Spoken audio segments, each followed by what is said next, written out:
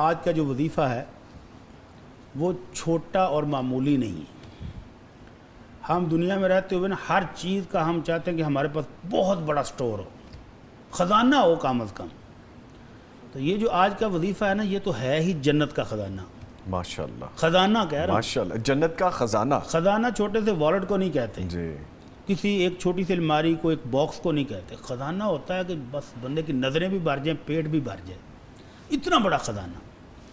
اور اللہ کے نبی صلی اللہ علیہ وسلم نے جنت کی جو خوبی بیان کی، وہ ایک روز آپ نماز پڑھ رہے تھے تو آپ نے اپنا ہاتھ آگے بڑھایا اور پھر پیچھے آ گئے۔ صحابہ نے بعد میں پوچھا، کہ نبی آپ نے آج یہ جو آگے ہاتھ بڑھایا تھا یہ کس لیے؟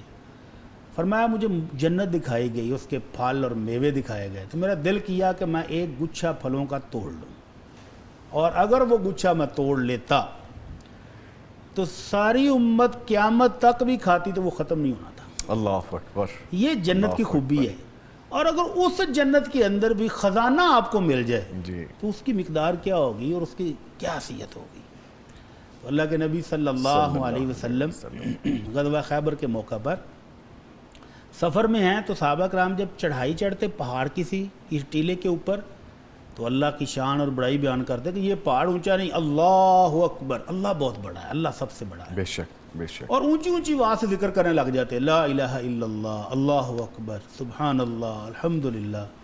تو آپ نے فرمایا اربعوا علی انفسکم، میرے صحابہ اپنے آپ پر نرمی کرو، اتنا زور سے اتنی بلند آواز سے پڑھنے کی ضرورت نہیں، وہ مالک آہستہ بھی سنتا ہے، پیار سے محبت سے آہستہ آہستہ ذکر کرو، کافی ہے۔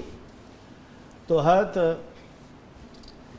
ابو موسیٰ اشعری رضی اللہ تعالیٰ عنہ کہتے ہیں میں اللہ کے نبی صلی اللہ علیہ وسلم کی سواری کے پیچھے تھا، تو آپ نے سنا تو میں کہہ رہا تھا، باقی سب کہہ رہے ہیں اللہ اکبر، لا الہ الا اللہ، سبحان اللہ، الحمدللہ، تو میں آہستہ آہستہ پڑھ رہا تھا لا حول ولا قوت الا باللہ، لا حول ولا قوت الا باللہ۔ جی، تو آپ نے مجھے کہا ابو موسیٰ کیا تمہیں میں جنت کے خزانوں میں سے ایک خزانہ نہ بتا دوں؟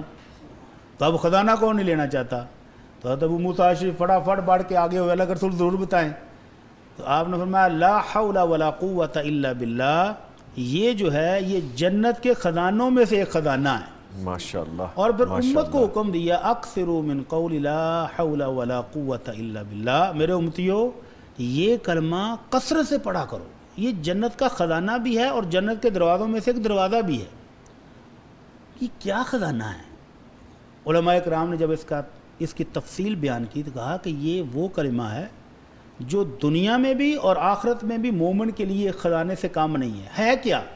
بندہ خود اعتراف کر لیتا کہ لا حول ولا قوت الا باللہ، اللہ اگر میں کوئی نیکی کر رہا ہوں تو وہ تیری توفیق سے ہے، میرا اپنا کوئی کمال نہیں ہے، میری کوئی مہارت نہیں ہے۔ اللہ میں علمی طور پر، میں تجرباتی طور پر، میں مالی طور پر، میں ذہانت کے طور پر کچھ بھی نہیں ہوں اگر تیری رحمت نہ ہو، تیری توفیق نہ ہو۔ بے شک، بے شک۔ تو کوئی انجینئر ہے، کوئی ڈاکٹر ہے، کوئی پروفیسر ہے، کوئی بھی کسی بھی فیلڈ کا ماہر ہے، وہ دنیا کے بڑے بڑے کارنامے بھی کرتا ہے تو وہ اللہ کی توفیق سے کرتا ہے۔ تو یہ مومن اعتراف کر رہا ہے کہ اللہ تیری توفیق کے بغیر کچھ نہیں ہے۔ اور انسان کو شیطان بھی پیچھے لگا ہوا ہے، نفس امارہ بھی ہے، برے دوست بھی ہیں، معاشرہ بھی ہے، سوسائٹی، ہر چیز انسان کو یلغار ہے کہ غلط کام کرے۔ تو اللہ میں ان سے بچ بھی نہیں سکتا اگر تیری رحمت نہ ہو۔ جب بندہ اللہ رب العزت کے سپرد کر دیتا سب کچھ کہ اللہ میں کوئی نیکی کوئی برائی سے بچنا میرے لیے ممکن نہیں ہے، اللہ تیری توفیق سے ہے، تو جب بندہ یہاں تک پہنچ جاتا ہے تو پھر اللہ کی طرف سے وعدہ ہے یثبت اللہ الذین آمنوا بالقول الثابت فی الحیات الدنیا وفی الآخرہ۔ بندہ دنیا میں بھی ہو تو اللہ ہر مشکل سے مشکل موقع پر اور ہر خوشی اور آسانی کے موقع پر اس بندے کو ثابت قدم رکھتا ہے، پرسکون رہتا ہے، دل مضبوط ہے، گھبراتا نہیں ہے، بالکل پریشان نہیں ہوتا، حالات کیسے بھی ہوں یہ ڈٹا ہوا ہے۔ اور اس دنیا کے خاتمے کے بعد جب قبر میں پہلا مرحلہ آخرت کا ہے، وہاں بڑا سخت سوال بھی ہیں، ماحول بڑا سخت ہے، اکیلا ہے، وہاں پر بھی یہ ثابت قدم رہے گا، وہاں پر بھی نہیں گھبرائے گا۔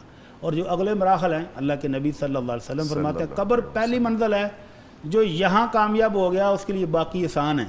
تو یہ اس کے ساتھ اللہ کا وعدہ ہے کہ میں اس کے ساتھ ثابت قدم رکھوں گا، تو یہ کامیابیاں اس کی دنیا میں بھی اور آخرت میں اس کے قدم چومتی ہیں۔ تو یہ کلمہ لا حول ولا قوت الا باللہ خوشی کا موقع ہو، پریشانی کا موقع ہو، مشکل کام کرنے جا رہے ہیں تو پہلے اپنے آپ کو اللہ کے سپرد کر دیں کہ اللہ میں تو تیرے حوالے ہوں۔ گھر سے نکلتے وقت، ایون صبح کو جب گھر سے نکلے تو بندہ کہتا ہے بسم اللہ توکلت علی اللہ لا حول ولا قوت الا باللہ، اللہ میں تجھ پر بھروسہ کر کے گھر سے نکلنے لگا ہوں، اپنے یہ مشکل کام کرنے جا رہا ہوں، اللہ بھروسہ تجھ پر ہے اور تیری توفیق کے بغیر کچھ نہیں ہوں۔